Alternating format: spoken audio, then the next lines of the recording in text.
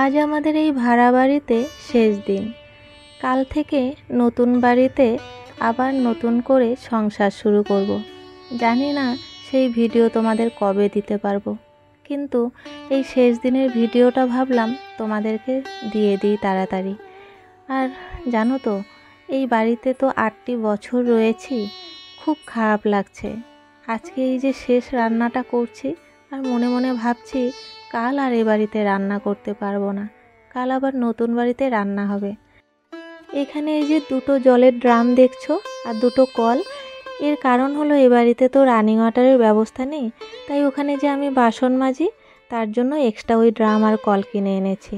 আর একটা তো আমাদের খাওয়ার জলের। তো এইভাবেই কিন্তু এই রান্নাঘরটায় আমি কাজ করি। আর এই ঘরে কোনো দিনই কাজ করব না আমি, আর এই ঘরে রান্নাও করব না।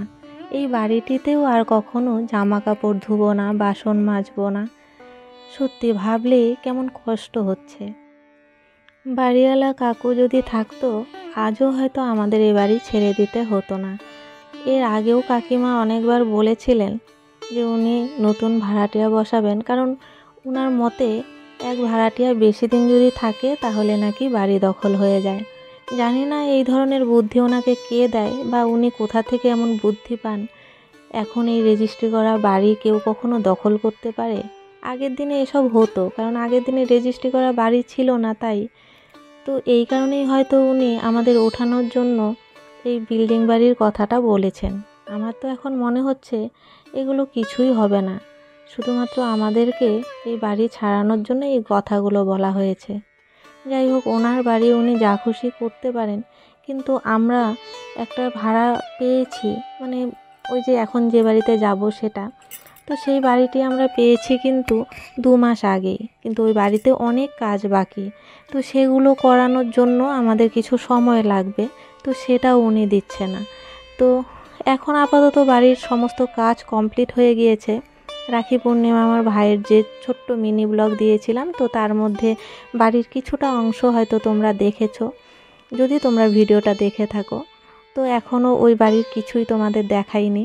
তো ওখানে কাজ চলছিল, সেগুলোও ভিডিও করার সময় পাইনি। শুধু একটু রং করার ভিডিও তুলেছিলাম, রাতে গিয়েছিলাম তখন, সেটা একটু তুলেছি, তোমাদের সেটা শেয়ার করব শেষের দিকে।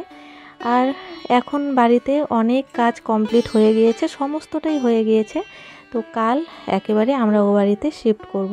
তো ভাবলাম আজকে এই বাড়ির পুরো ভিডিওটা শেষবারের মতো তুলে নিই, তারপর আবার নতুন বাড়ির ভিডিও তোমাদের দেওয়ার চেষ্টা করব। ইচ্ছে আছে ওখানে গিয়ে যখন সেটেল হব, ওখানে তো মালিক নেই, তো সেখানে কিন্তু ভালো করে হয়তো ভিডিও করতে পারবো, যদি আর কোনো নতুন ঝড়ঝাপটা আমার উপর দিয়ে না যায়। এই বাড়িটিতে থেকে তো কম ঝড়ঝাপটা আমার উপর দিয়ে যায়নি। আর আমি ইউটিউব চ্যানেলে আসার পর থেকে যেন আরও বেশি করে আমার উপর দিয়ে ঝড় বয়ে যাচ্ছে। প্রথম মার ক্যান্সার দিয়ে শুরু হলো, কাকাতো ভাই মারা গেল, দাদু মারা গেল, ভাড়া বাড়ি নিয়ে সমস্যা হলো, এখন বাড়ি ছাড়ার পালা। মানে কত কিছু যে এই 3 বছরে আমার উপর দিয়ে ঝড় বয়ে গেল, কি আর বলবো। মাঝে মাঝে মনে হয় এই ইউটিউব চ্যানেলটা হয়তো আমার জন্য নয়। একটু বাইরেটাও তোমাদের দেখিয়ে দিচ্ছি। অনেক দেখিয়েছি অনেক ভিডিওতে, তবুও আজকের দিনটাতে কিভাবে কি করলাম সেটা একটু দেখাই। একবার ছাদে অনেক জামা কাপড় দিয়ে এসেছি, তারপর দেখছি আরও কিছু জামা কাপড় রয়েছে, সেগুলো ভিজিয়ে রেখেছি। এই দেখো এখন বাড়িওয়ালি কাকিমার সঙ্গে আমাদের সম্পর্ক। ওই যে জানালাও দেখো বন্ধ, দরজাও বন্ধ। এভাবেই উনি ঘরের ভেতরে একা একা থাকেন। আগে এই দরজা খুলে আমার সঙ্গে গল্প করতেন, আমিও আমার বারান্দা থেকে কলের পাড় থেকে কাজ করতে করতে ওনার সঙ্গে গল্প করতাম।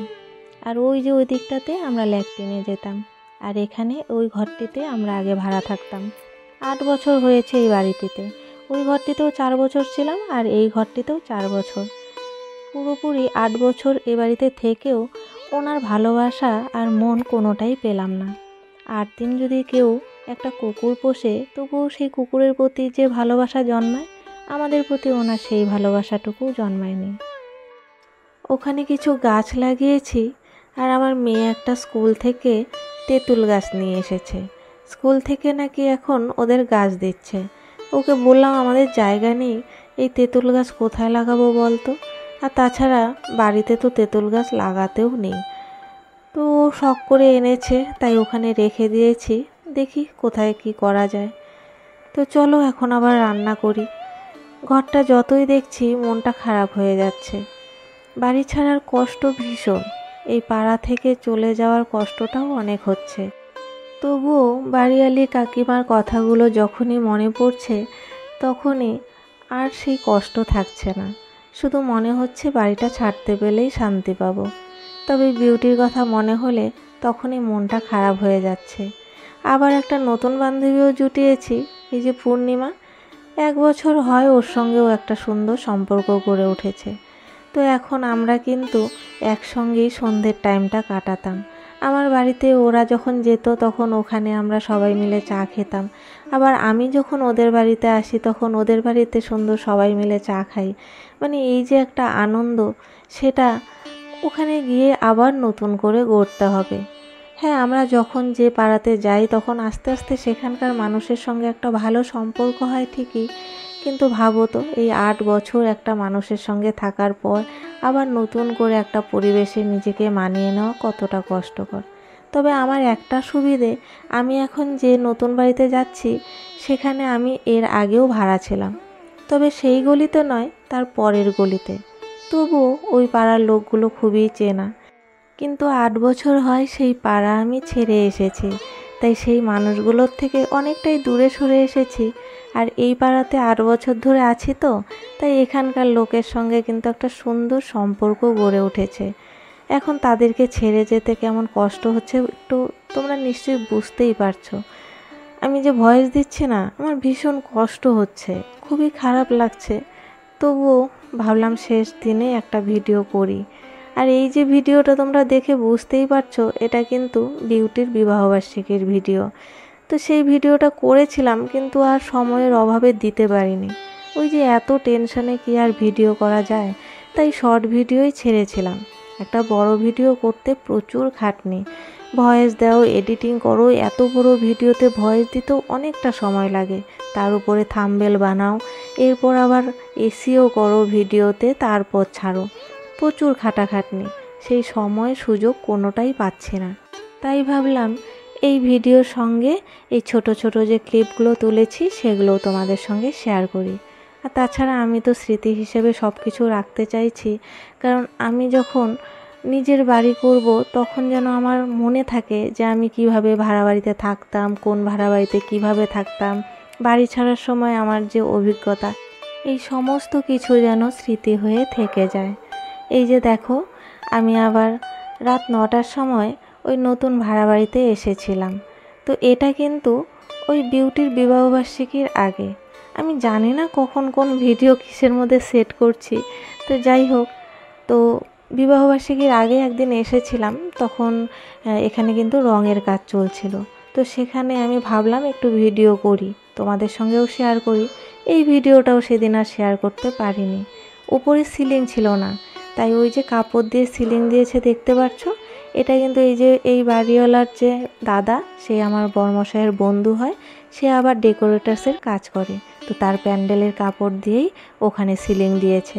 আর এটি হলো রান্নাঘর, এখানে কিন্তু এখনও রঙের কাজ চলছে। তো এখানে দেখতেই পারবে কে কে রং করছে। আর এখানে কিন্তু আমার বড়মশাইয়ের সেই বন্ধুটিও রয়েছে। আর আমাদের ভোলা ওই যে রান্না করে, তো সেও আছে। সে কিন্তু এখানে পাইপলাইনের কাজ করেছে।